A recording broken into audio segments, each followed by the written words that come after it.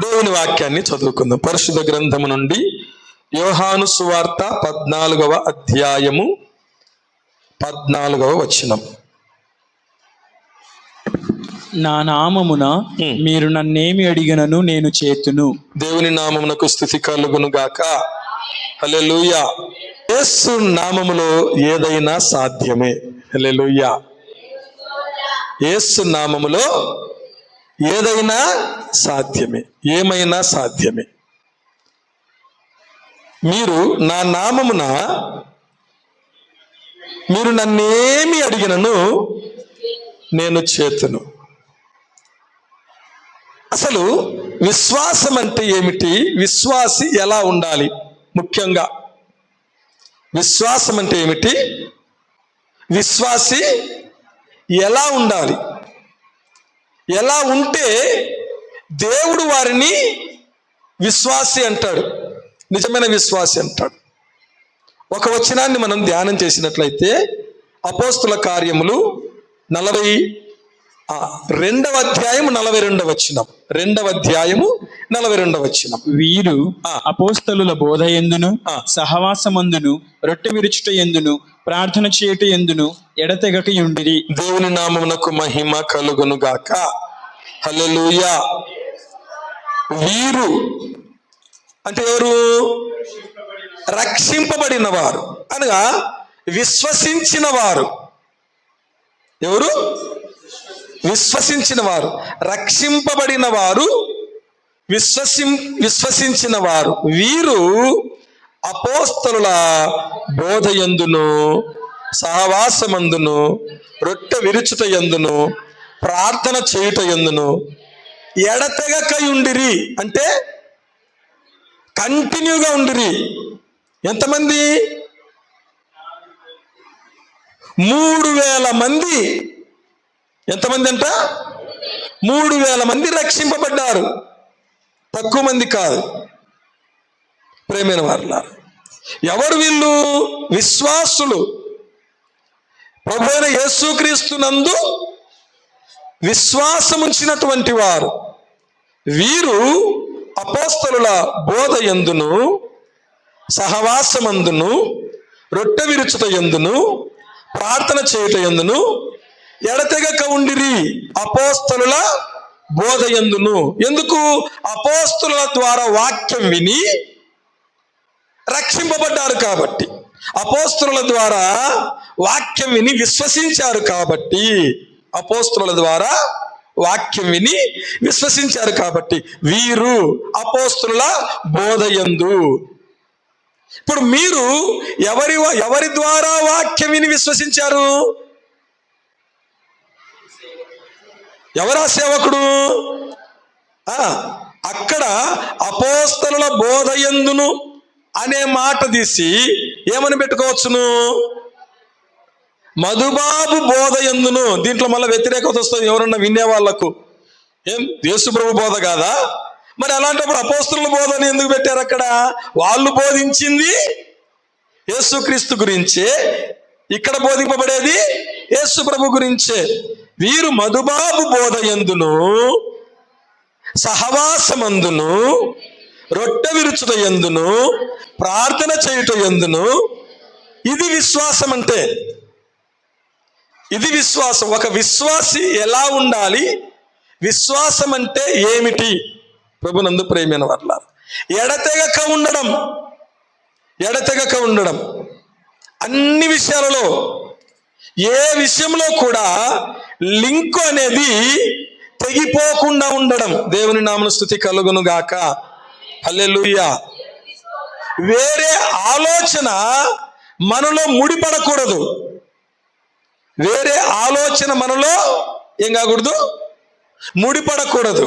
ప్రభునందు ప్రియమైన వారులారా, వేరే ఆలోచన అంటే ఎటువంటి ఆలోచన? అవిశ్వాసుల ఆలోచన. ఏ ఆలోచన? అవిశ్వాసుల ఆలోచన. నువ్వు రోజు ప్రార్థన పెడితే రోజు రావాలన్నా పనికెట్టా? ఇది ఎవరి ఆలోచన? నీకు విశ్వాసం అంటే ఈ మాట ఎందుకు అడుగుతావు? చాలా మంది సేవకులు కూడా వ్యతిరేకంగా మాట్లాడేటటువంటి వారు. వారికి ఉద్యోగం పోతే ఎట్లా? అది నీ దరిద్రమైనటువంటి అవిశ్వాసం. ఏం పోతే? ఉద్యోగం పోతే ఎట్లా? ఎవరు నీకు చెప్పింది? ఎవరు? అంటే దేవుని యందు నీకు విశ్వాసం లేదా? శత్రుకు మేషక అబేద్నెగోలు నమ్మలేదా? దానియేలు నమ్మలేదా? కదా. రక్షించుటకు సమర్థుడు, రక్షించుటకు సమర్థుడు. మరలా ఏమన్నారు? రక్షించని రక్షింపకపోని. దీన్ని ఏమంటారు? విశ్వాసం అంటారు. దేవుని నామమునకు స్తుతి కలుగును గాక. హల్లెలూయా. దీనిని ఏమంటారు? విశ్వాసం అంటారు. పాడుకుంటే సరిపోతుందా? ఏమని?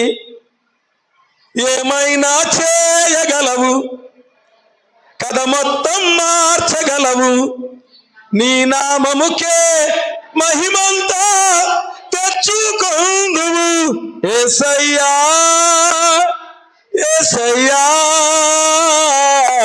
నీకే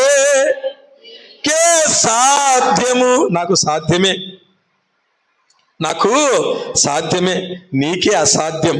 ఏంటో తెలుసునా? బోధ యందు ఉండుట, సహవాసమందు ఉండుట, రొట్టె విరుచుట యందు ఉండుట, ప్రార్థన చేయుట యందు ఉండుట నీకే అసాధ్యం. ఎట్లా చేస్తావు అని నీవు దేవుణ్ణి అడగకూడదు. ఎలా జరుగుతుంది అనేది నీ హృదయములో వ్యతిరేకమైనటువంటి ఆలోచన రాకూడదు. ఎట్లా చేస్తావంటే నీకెందుకు అయింది? ఎవరున్నారు? చేసేవాడు ఆయన ఉన్నాడు, చేసేవాడు ఆయన ఉన్నాడు. ప్రభునందు ప్రియమైన వారులారా, నీ శిష్యుల యొద్దకు తీసుకొని వచ్చినాను, వారి వల్ల కాలేదు, ఏమన్నా నీ వల్ల అవుతుందేమో. ఇది చూడండి ఎట్టుందో. అంటే నువ్వు కూడా ఏమన్నా చేస్తావో చేయవో, నమ్ముట నీ వలనైతే. ఈనాడు చాలా మందిలో ఉన్నటువంటి నమ్మకం ఏంటో తెలుసునా? దేవుని పైన లేదు, ప్రార్థించే వారి పైన కూడా లేదు. మిగతా వారు పోతుంటారు చూడండి, జాగ్రత్త వినండి. ఆడ తాయి తెచ్చి బాగుపడుతుందంట, ఆడ మంత్రిస్తే బాగవుతుందంట, ఆడ వాళ్ళేదో ఇస్తారంట అని అంటారు చూడండి. అలాగున ఆడికి పోతే ఆ ప్రార్థన పోతే బాగుంటుంది, ఈ ప్రార్థన పోతే బాగుంటుంది. అంటే ఎవరిపైన నమ్మకం నీకు? వారిపైన నమ్మకమే కానీ యేసు ప్రభు పైన నీకు నమ్మకం లేదు, నమ్మకం లేదు. ప్రభునందు ప్రియమైన వారులారా, కాబట్టి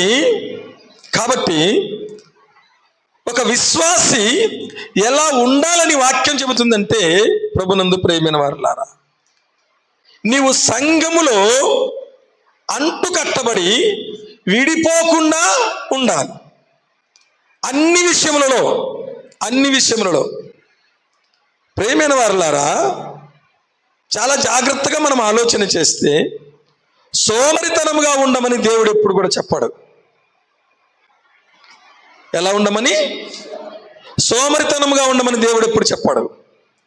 పని చేయకుండా ఉండమని దేవుడు ఎప్పుడు చెప్పాడు. అలాగైతే ఇంకా ఏముంది?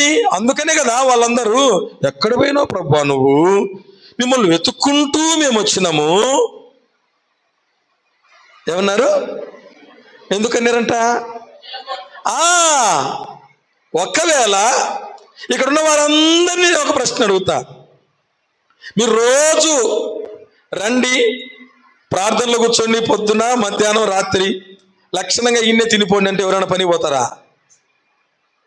చెప్పండి. ఏం అవసరం ఉంది? ప్రార్థన పోతే అన్ని 3 పూట్ల జరిగిపోతుంది. దాన్ని దేవుడు అస్సలు అంగీకరించడు. చిక్కల్లా ఎక్కడంటే, ప్రియమైన వారలారా, పనినే ప్రాముఖ్యంగా తీసుకుంటారు, ప్రభువును ప్రాముఖ్యంగా తీసుకో. ఇక్కడ ప్రభువు, ఇక్కడ పని అని పెడితే మీరు దేన్ని తీసుకోవాలి అంటే ప్రభువునే ఎంచుకోవాలి, పనిని కాదు. ప్రభునందు ప్రియమైన వారలారా, పని నువ్వు వద్దనుకుంటే, ప్రభువు కావాలనుకుంటే అంతకు మించి దేవుడు నీకు ఇయ్యగలడు. దేవుని నామస్తుతి కలుగును గాక. హల్లెలూయా. ప్రభువులో విశ్వాసం ఉంచిన వారి స్థితి చెప్తున్నా నేను. ప్రభునందు విశ్వాసం ఉంచిన వారి స్థితి చెప్తున్నా. జాగ్రత్త వినాలి, జాగ్రత్త వినాలి. ఒక రాజు ఒక దేశానికి యుద్ధానికి వెళ్ళాలి. ఇతని దగ్గర సైన్యం తక్కువ ఉంది. ఈ రాజు యూదా రాజు, సైన్యం తక్కువ ఉంది. ఇప్పుడు ఇశ్రాయేలీయుల దగ్గరికి వెళ్ళి 200 మణుగుల వెండిని వాళ్ళకిచ్చి బాడుకు తెచ్చుకున్నాడు. 1,00,000 మంది సైనికులను. 1,00,000 మంది సైనికులను ఏం చేశాడు?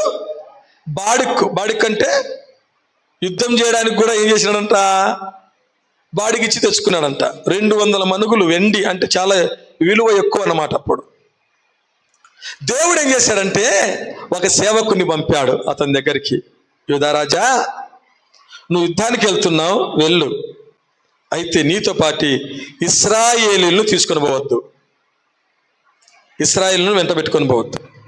వారిలో ఎవరున్నారంటే ఎఫ్రాయిమీయులు ఉన్నారు. వారిలో ఎవరున్నారు? ఎఫ్రాయిమీయులు ఉన్నారు. ఎఫ్రాయిమీయులలో ఎవరికి దేవుడు తోడుగా ఉండడు. ఎఫ్రాయిమీయులలో ఎవరికి దేవుడు తోడుగా ఉండడు. ఒకవేళ నువ్వు అట్లా పోవాలనుకుని పోయినా, బలంగా యుద్ధం చేసినా నీకు ఓటమే సంభవిస్తుంది, కానీ గెలుపు నీకు రాదన్నాడు. ఇప్పుడు ఈ రాజు చింత చేస్తా ఉన్నాడు. ఎందుకు?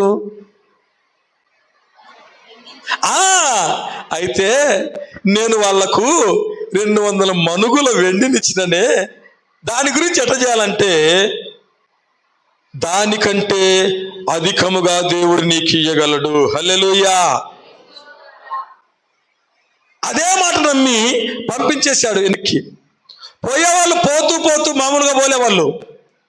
అవురా, మమ్మల్ని పిలిపించుకొని కూడా ఇంటికి పంపిస్తావా అని చెప్పి ఈ ప్రాకారపు గోడను పడగొట్టుపోయినారు వాళ్ళు. శత్రువుల కంటే ఎక్కువ చేసి నష్టమైతే చేశారు.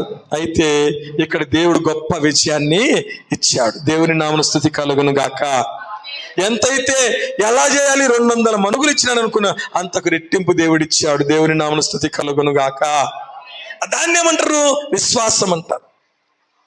దాన్ని విశ్వాసం అంటారు. ప్రభునందు ప్రియమైన వారులా, కాబట్టి గమనించండి, ఒక విశ్వాసి ఉండవలసిన పద్ధతి ప్రకారం ఉంటే దేవుని ద్వారా సమస్తమును సాధ్యమే. హల్లెలూయా. నా నామమున మీరు నన్నేమి అడిగినను నేను చేతును. నా నామమున మీరు నన్నేమి అడిగినను నేను చేతును. ఇందులో ఈ ఒక్క వచనములోనే ప్రభునందు ప్రియమైన వారులా ఒక 3 విషయాలు నేను జ్ఞాపకం చేస్తాను.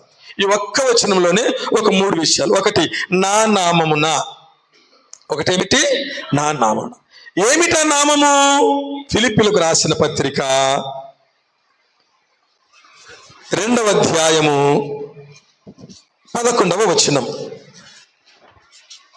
అపోస్తలుడైన పౌలు ఫిలిప్పీలకు రాసిన పత్రిక 2వ అధ్యాయము 11వ వచనం. ప్రతివాని నాలుకయు తండ్రి అయిన దేవుని మహిమార్థమై యేసుక్రీస్తు ప్రభువని ఒప్పుకొనున్నట్లును దేవుడు ఆయనను అధికముగా హెచ్చించి ప్రతి నామమునకు పైనామమును ఆయనకు అనుగ్రహించింది. దేవుని నామమున స్తుతి కలుగును గాక. యేసు నామము అన్ని నామముల కంటే పైనామము. అన్ని నామముల కంటే పైనామం ఏమిటంటే యేసు నామం. దేవుని నామమున స్తుతి కలుగును గాక. నువ్వు ఏ నామమున అంటే ఉన్నతమైన హెచ్చైన అన్ని నామముల కంటే పైనామము దేవుడు ఆయనకు ఏం చేశాడంట? అనుగ్రహించాడు. ఆ నామము కంటే మించిన నామం ఇంకొకటి లేదు. దేవుని నామమున స్తుతి కలుగును గాక. మీరు నా నామమున అంటే ఆ నామం ఏమిటి? అన్ని నామముల కన్నా పైన ఉన్న నామం. అన్ని నామముల కన్నా పైన నామం. నామం ఎందుకు? నామం అంటే ఏంటి? అదే పెట్టుకుంటే అనుకుంటారు. నామం అంటే ఇట్టొక నామం, ఈ నామాలు కాదు. నామం అని ఏమంటారంటే పేరు. పేరు ఎందుకు ఉండేది? పిలవడానికి. ఏమిటంట? పేరు ఎందుకు? పిలవడానికి. ఆయనను పిలవడానికి ఆయనకున్న నామము యేసు నామం. ఎటువంటి నామం అంటే ఆ అన్ని నామముల కంటే ఉన్నతమైన పై నామము. దేవుని నామం స్తుతి కలుగును గాక. నువ్వు ఏ నామములో ప్రార్థన చేస్తున్నావంటే అన్ని నామముల కంటే పై నామం. రెండవదిగా చూడండి, ప్రకటన గ్రంథము 16వ అధ్యాయము 9వ వచనం. కాగా మనుష్యులు తీవ్రమైన వేడితో కాలిపోయి ఈ తెగుళ్ళ మీద అధికారము గల దేవుని నామమును దూషించిరి గాని ఆయనను మహిమపరచునట్లు వారు మారు మనసు పొందిన వారు కారు. గమనించండి, ఈ నామము ఏ నామం అంటే అధికారము గల నామము. దేవుని నామను స్తుతి కలుగును గాక. ఏ నామం అంట ఇది? చెప్పండి. అధికారము గల నామం. మామూలు అధికారం కాదు, సర్వాధికారం కలిగిన నామం. ఏమిటంట? అధికారం.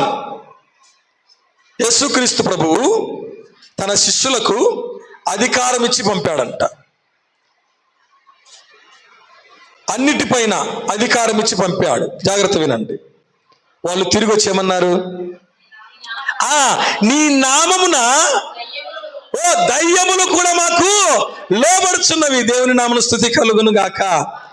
ఏదన్నా నీకు లోబడాలి అంటే నీకేముండాలంటే అధికారం ఉండాలి.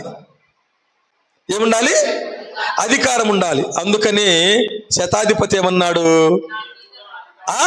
నేను కూడా అధికారములకు లోబడిన వాడను, నా క్రింద సైనికులు ఉన్నారు. ఒకరిని రమ్మంటే వస్తాడు, ఒకరిని పొమ్మంటే పోతాడు. ఎందుకు? అధికారము నాకుంది. అధికారం నాకుంది. యేసు నామము అన్ని నామముల కన్నా పై నామం. యేసు నామము అధికారం గల నామం. అందుకని పేతురు యోహానులు వెండి బంగారములు మా యొద్ద లేవు, మాకు కలిగినదే నీకు ఇచ్చుచున్నాము. నజరేయుడైన యేసు నామము లేచి నడు అన్నారు. అధికారంతో చెప్పారు. ఎలా చెప్పారు? అధికారంతో చెప్పారు. దేవుని నామమున స్తుతి కలుగును గాక. హల్లెలూయా.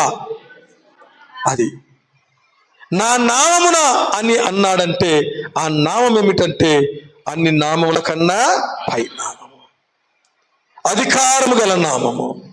మూడవదిగా చూడండి, పరిశుద్ధ గ్రంథము నుండి హెబ్రీయులకు రాసిన పత్రిక 1వ అధ్యాయము 3వ వచనం. హెబ్రీయులకు రాసిన పత్రిక 1వ అధ్యాయము 3వ వచనం. ఆయన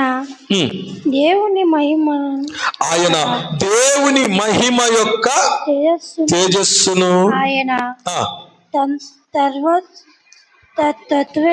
ఆయన తత్వము యొక్క మూర్తిమంతమునయుండి తన మహిమ మహత్తు గల మాట చేతను సమస్తమును నిర్వహించుచు పాపముల విషయములో శుద్ధీకరణము తానే చేసి, ఇది జాగ్రత్త వినాలి, దేవదూతల కంటే ఎంత శ్రేష్టమైన నామము పొందెనో వారి కంటే అంత శ్రేష్ఠుడై ఉన్నత లోకమందు మహామహుడగు దేవుని కుడి పార్శ్వమున కూర్చుండెను. దేవుని నామమున స్తుతి కలుగును గాక. ఆయన నామము శ్రేష్టమైన నామం. ఆయన నామము శ్రేష్టమైన నామం. ప్రభునందు ప్రియమైన వారులారా, శ్రేష్టమైన నామం. నా నామమున అనగా యేసు నామము అని నామముల కన్నా పై నామము. యేసు నామము అధికారము గల నామము. యేసు నామము శ్రేష్టమైన నామము. దేవుని నామమున స్తుతి కలుగును గాక. హల్లెలూయా. అందుకని అన్నాడు, నా నామమున మీరు నన్నేమి అడిగినను నేను చేతును. ఎందుకంటే నా నామము అని నామముల కన్నా పై నామము. నా నామము అధికారము గల నామము, నా నామము శ్రేష్టమైన నామము. దేవుని నామను మహిమ కలుగును గాక. ఇందులో రెండో విషయాన్ని నేను మీకు జ్ఞాపకం చేస్తాను. అదేమిటి అనగా, ప్రభునందు ప్రియమైన వారలారా, ఇందులో ఒక విషయం నేను జ్ఞాపకం చేస్తాను. అదేమిటంటే, ప్రభునందు ప్రియమైన వారలారా, ఆయన ప్రార్థన ఆలకిస్తాడు అనే నమ్మకం ఉంది. ఆయన ప్రార్థన ఆలకించును. నా నామున మీరు నన్నేమి అడిగినను అంటే దాని అర్థం ఏమిటి? నాకు మీరేం చేయాలి? ప్రార్థన చేయండి.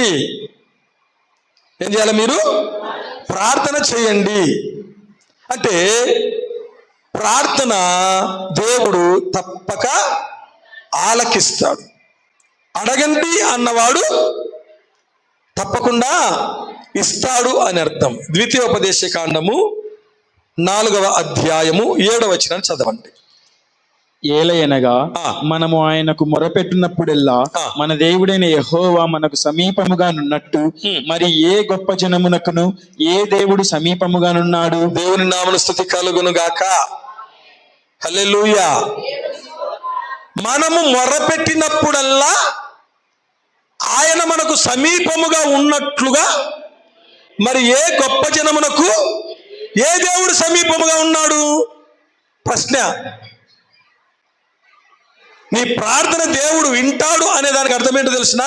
నువ్వు ప్రార్థన చేయడం మొదలు పెట్టిన వెంటనే నీకు సమీపముగా దేవుడు ఉంటాడు. దేవుని నామమున స్తుతి కలుగును గాక.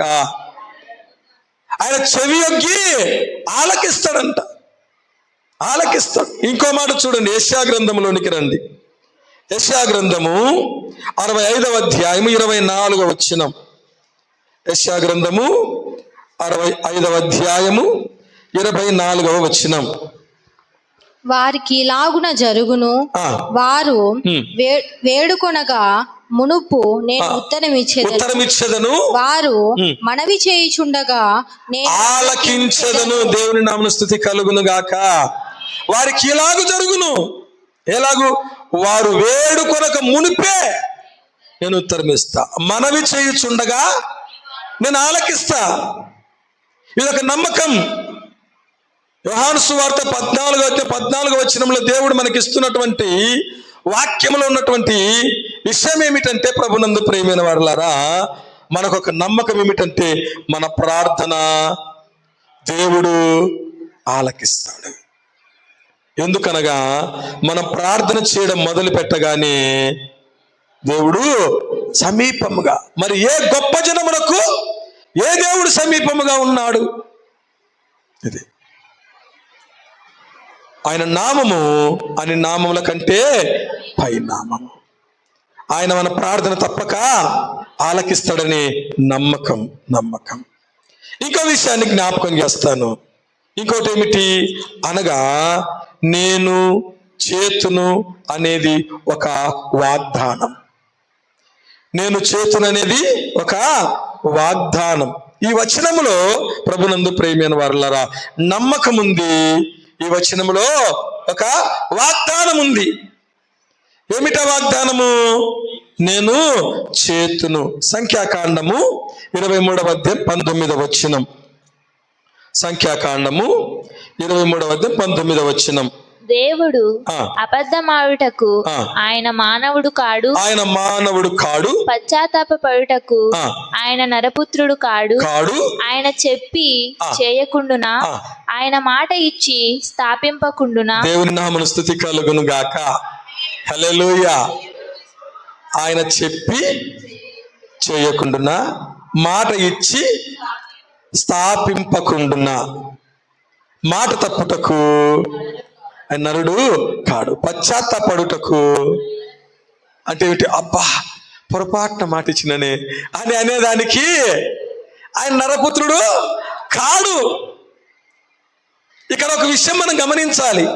మాట తప్పని దేవుని యందు మనం విశ్వాసం ఉంచాలి, కానీ మాట తప్పే మనుషుల యందు మనం నమ్మకం ఉంచుతూ ఉంటాం.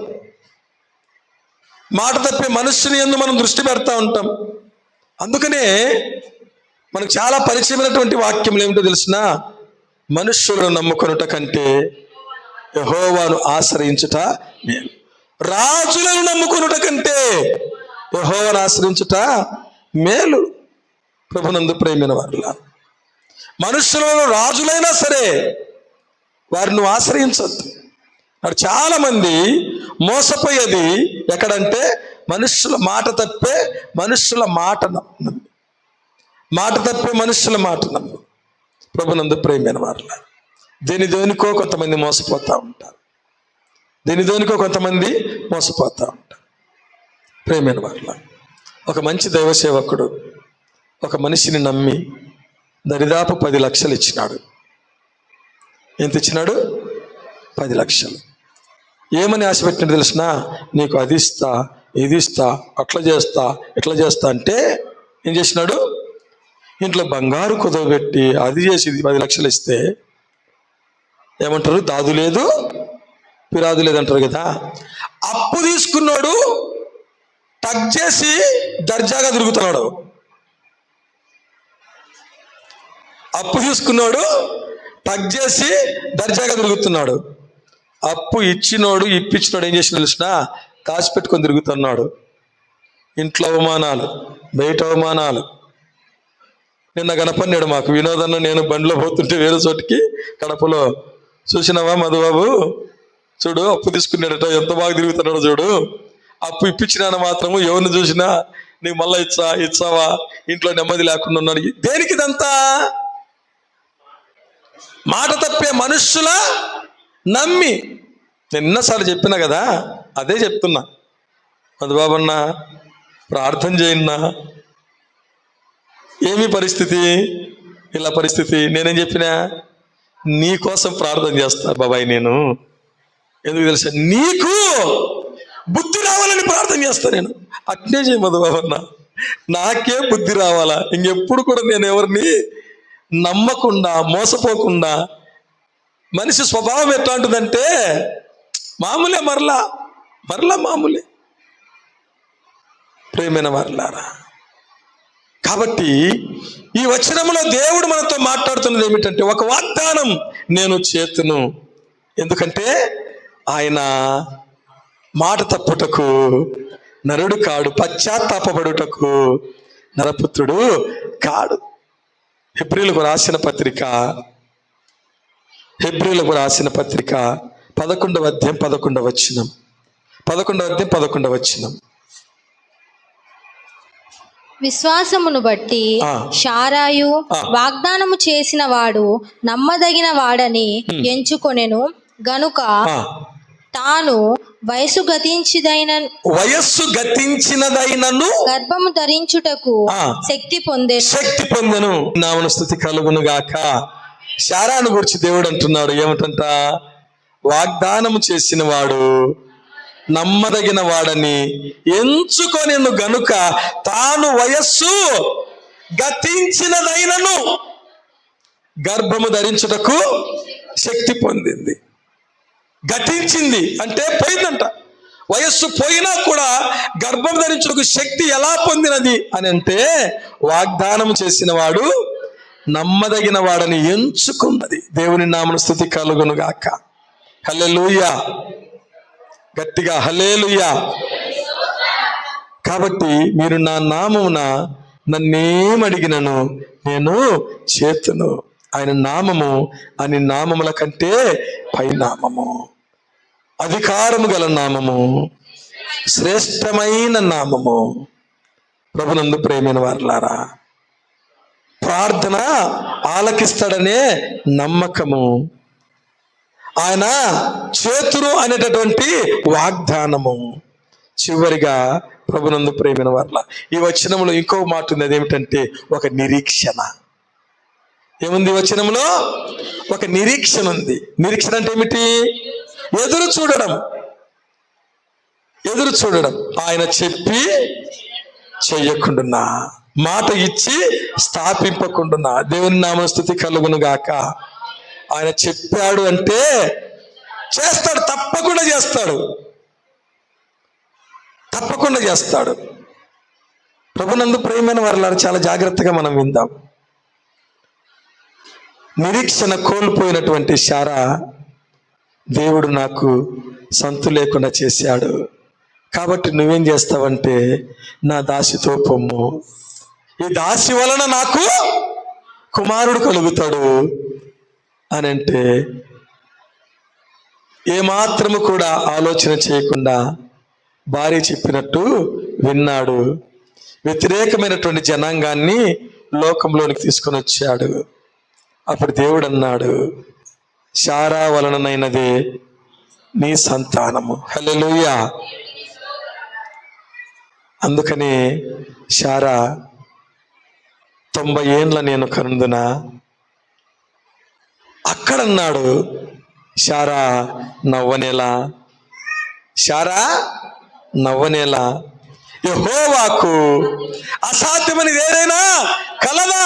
హల్లెలూయా. ఆ తరువాత ఆమె నమ్మిందంట, ఆమె విశ్వాసం ఉంచిందంట. ఈ సమయమందు దేవుడు నీతో మాట్లాడుచున్నాడు. సహోదరి సహోదరుడా, దేవుని యందు నిరీక్షణ. రోమిలకు రాసిన పత్రిక 5వ అధ్యాయము 5వ వచనాన్ని చదువుకుందాం.